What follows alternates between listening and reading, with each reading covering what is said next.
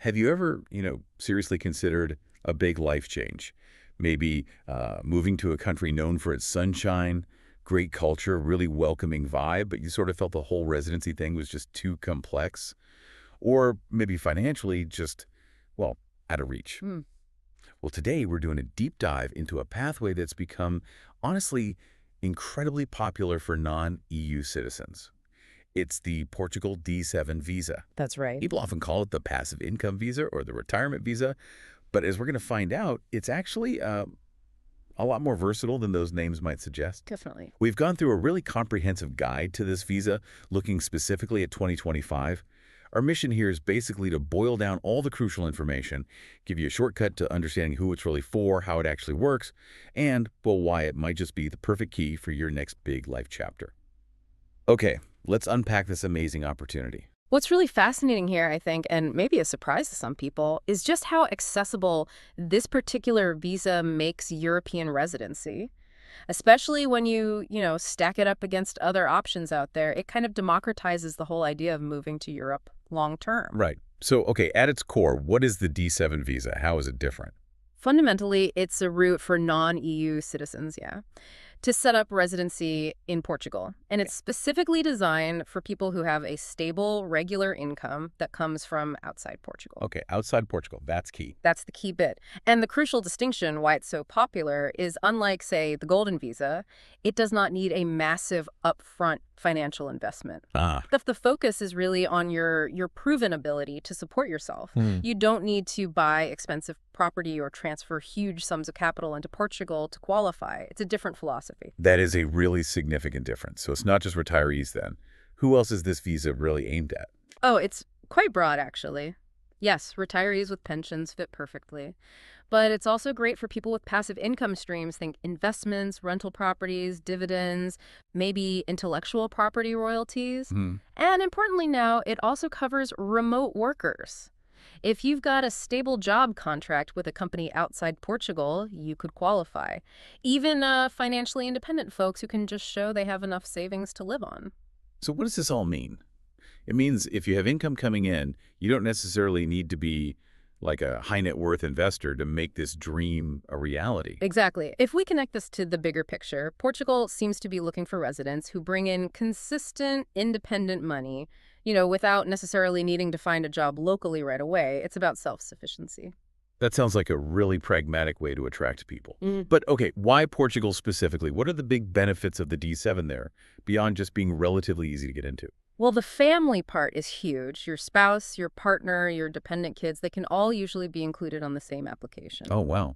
Which makes it a really practical choice for a whole family looking to move. And then what happens after you get initial residency?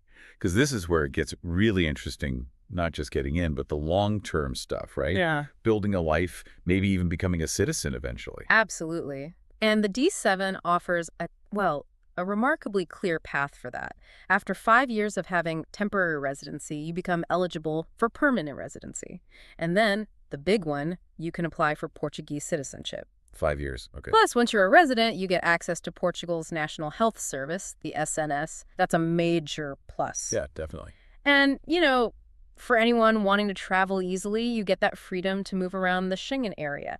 But maybe one of the most compelling things, especially if you have different income sources, is the potential NHR tax scheme non-habitual resident. NHR, right. I've heard about that. It can offer some really beneficial tax treatment for up to 10 years. Okay, those benefits are definitely appealing, but the elephant in the room for many will be, what's the actual financial hit? Let's dive into the numbers for 2025. Yeah, this is where we get down to brass tacks. The financial requirements, they're directly linked to Portugal's national minimum wage. For 2025, that's set at $870 per month. Okay, 870 euros. So based on that, what does it actually mean in terms of the income you need to show for yourself or, say, for a family? Right. So for a single main applicant, you need to show regular monthly income of at least 100% of that minimum wage. So 870 euro. It's full enough. Yeah. Now, if you're bringing other adult family members, like a spouse or partner, you need an additional 50% of the minimum wage for each adult. That's 435 extra per adult. Okay. And then for each child under 18, it's an additional 30%. So 261 per child. Got it. So just to give an example, let's say a family of two adults, 2 kids, you'd need to show a regular monthly income of, let's see, €870 plus €435 plus 261 plus €261 plus €261. That comes out to 1,827 per month. 1,827 for a family of 4 per month. Okay. Exactly. It's designed to be accessible, tiered based on family size. And that's the income part. Are there savings requirements as well on top of that income? Yes, there are. Besides showing that regular income, you also need to demonstrate you have savings, enough savings to cover 12 months of that required minimum income level for your household. Oh, okay. 12 months worth. Yep.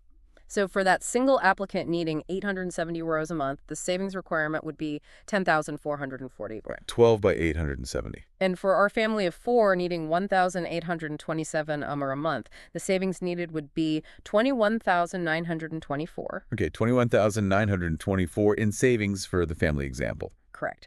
And what's really crucial when you apply is showing that consistency, that stability in your income documents. The source material really emphasizes this. Having multiple income sources well documented can definitely make your application stronger. This raises an important question for many. How exactly do you demonstrate this income and savings? Is it just bank statements? It's usually a combination. Bank statements showing regular deposits are key, yes.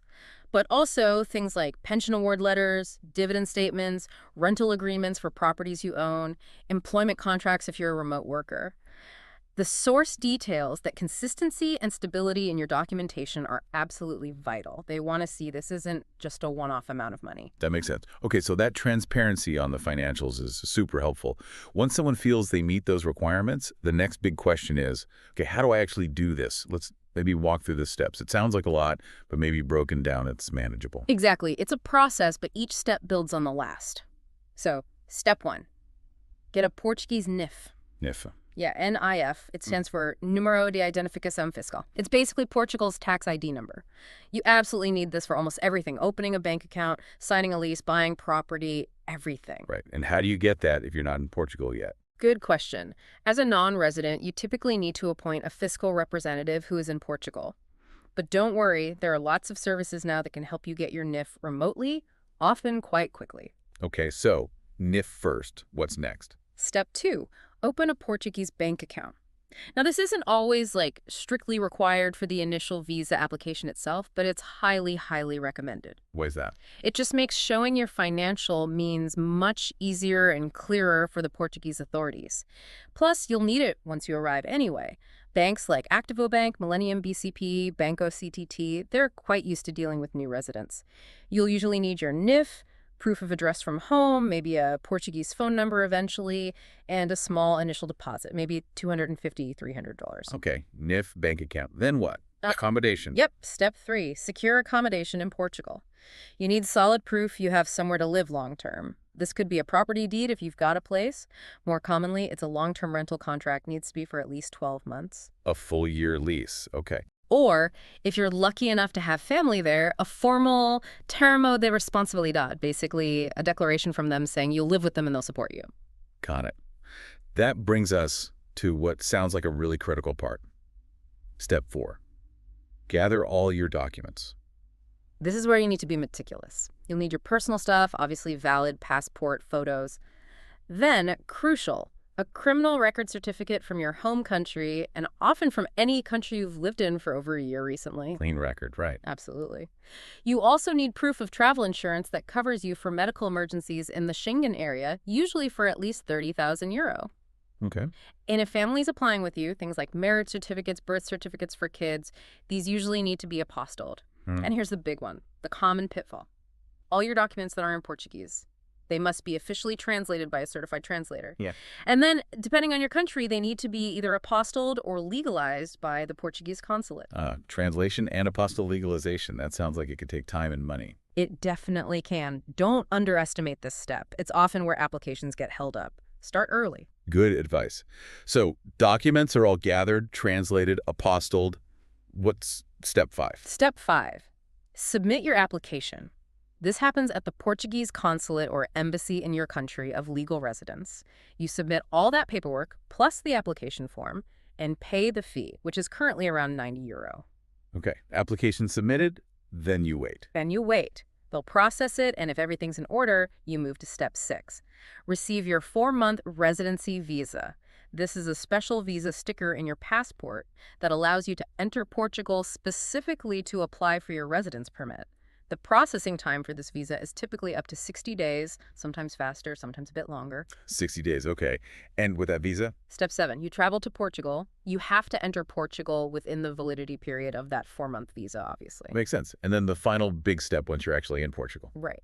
Step 8, apply for your residence permit. This is done in Portugal with AIMA. AIMA. That used to be SARO, right? Exactly. AIMA is the Agency for Integration, Migration, and Asylum, the successor body. Your 4-month visa usually comes with instructions for scheduling an appointment, or sometimes it's pre-scheduled. At this appointment, you'll confirm your details, provide biometric data, fingerprints, photo. There's another fee here for the residence permit itself, around $170. Okay, and then you get your card. Then you wait a little bit more. The actual residence card usually arrives by mail in about 3 weeks, though legally they have up to 90 days to issue it. Sometimes, unfortunately, with the transition to AIMA, there have been delays. Right, the famous Portuguese bureaucracy. It sounds like a lot of steps, but yeah, each one builds on the last. It creates a clear pathway if you know what to expect. Precisely. And this overview of costs and timelines is really invaluable for planning. It shows the financial commitment isn't just meeting that income threshold, but also budgeting for these administrative steps. So, roughly, what's the overall timeline people should expect from starting the NIF process to getting that first residence card in hand? Well, it varies, of course, but generally you're looking at maybe 2 to 4 writs to get the NIF sorted and the bank account open, especially if using remote services.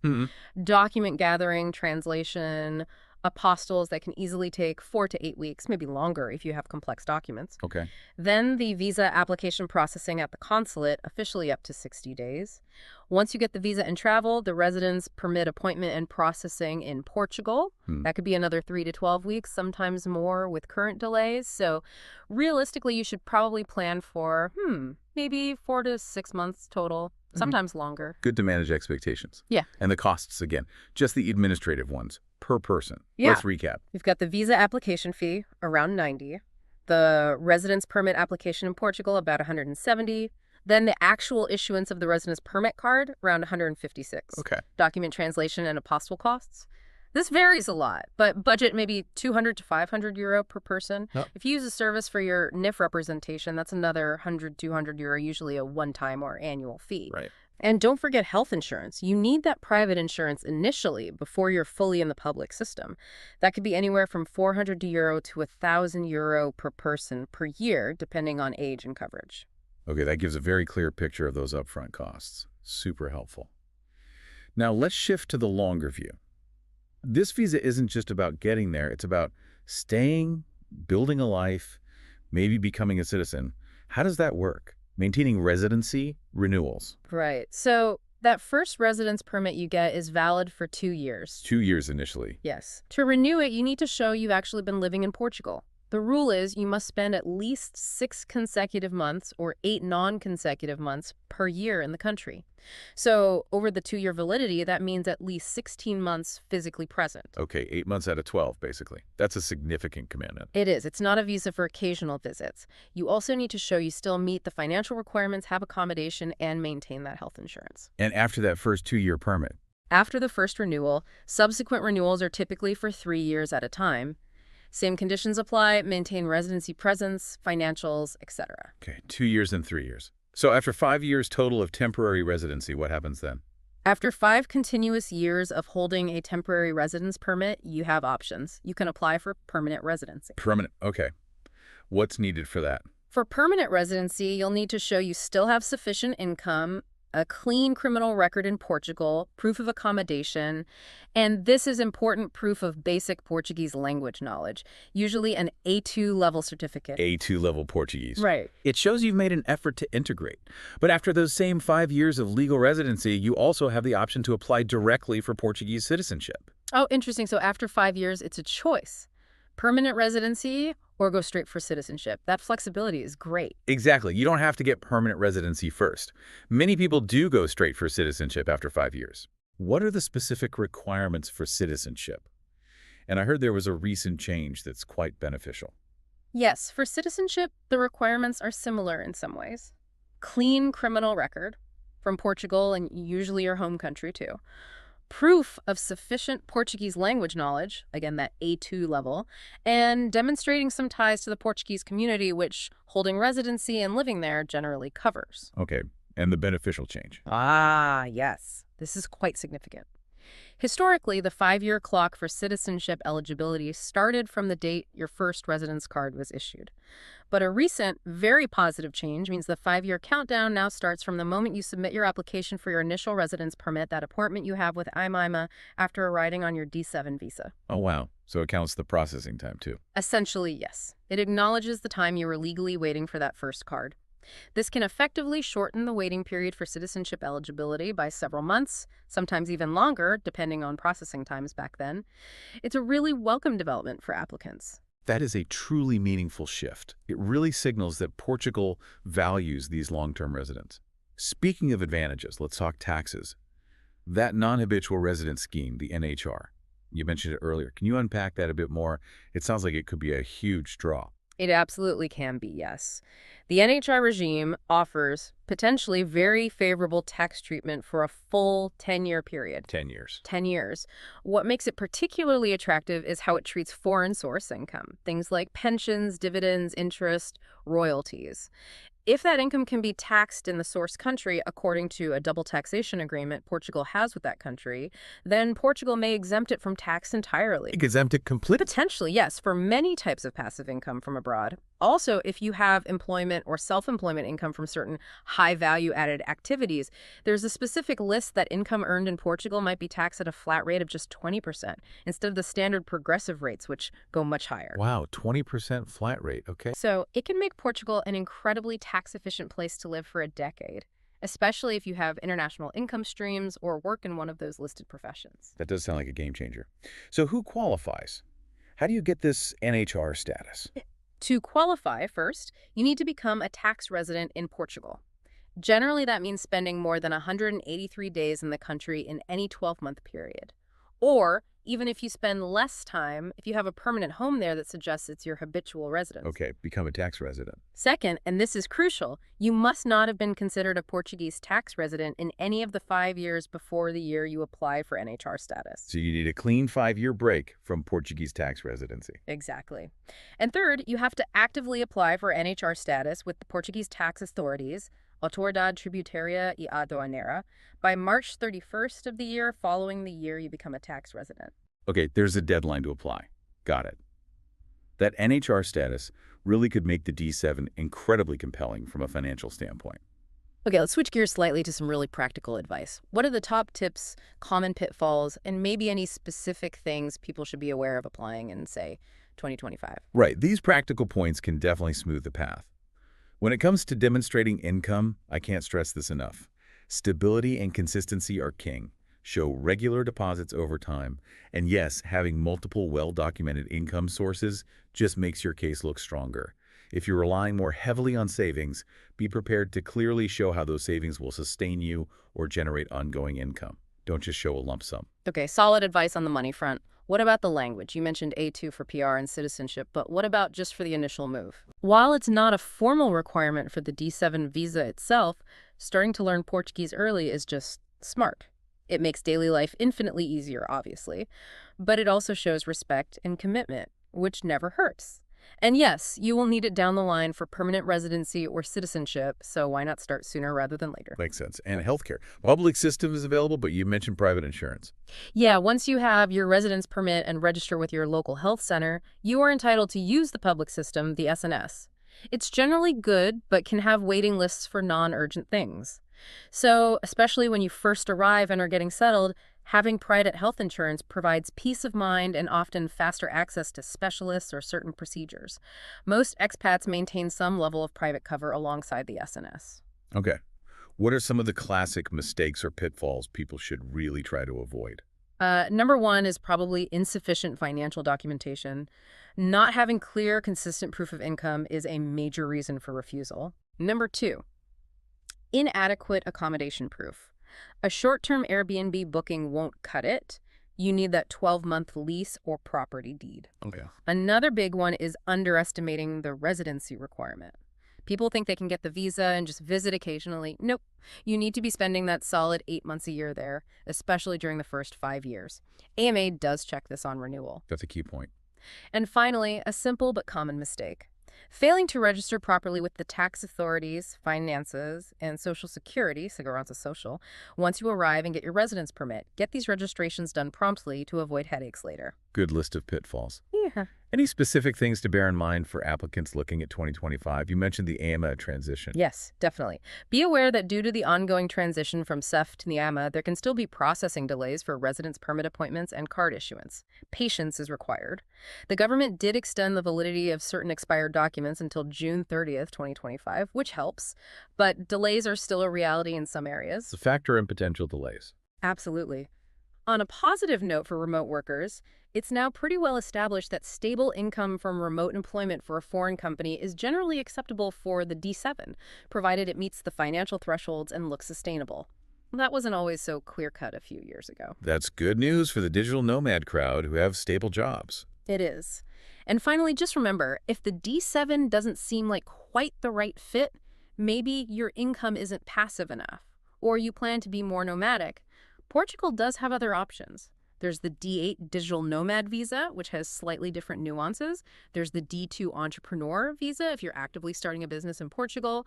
And of course, the Golden Visa still exists, though mainly focused now on investment funds or donations, starting around €250,000, not property. Good to know there are alternatives if the D7 isn't perfect. Ah. Okay, this deep dive has really, I think, mapped out a very clear and honestly quite accessible path to a new life in Portugal for a lot of people.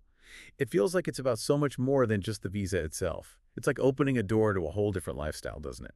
It really is. You've got the great climate, the relatively affordable cost of living compared to other Western European countries, the high quality of life, safety, culture, food, and that fantastic access to travel across Europe. Yeah.